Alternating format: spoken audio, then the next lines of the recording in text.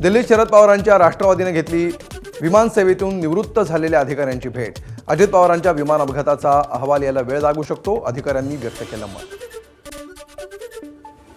अकोला महापालिकेच्या पहिल्याच सभेमध्ये सत्ताधारी आणि विरोधकांमध्ये गोंधळ। महापालिकेच्या स्वच्छतेच्या कंत्राटावरून उडालेल्या गोंधळावर प्रशासनाऐवजी भाजप उत्तर देत असल्यामुळे विरोधकांचा आक्षेप। स्मार्ट मीटर बसवण्यामध्ये महाराष्ट्राचा देशात प्रथम क्रमांक। ग्राहकांना अचूक बिलासोबत विविध सुविधा उपलब्ध करून देण्यात महावितरणची 85.85 लाख स्मार्ट मीटरसह अग्रगण्य कामगिरी।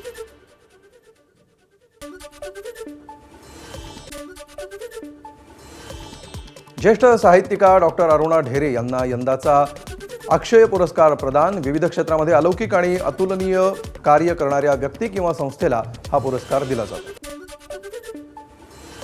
नवी मुंबईतील एपीएमसी मार्केटमध्ये कोकणातील हापूस आंब्याच्या 100 पेट्या दाखल।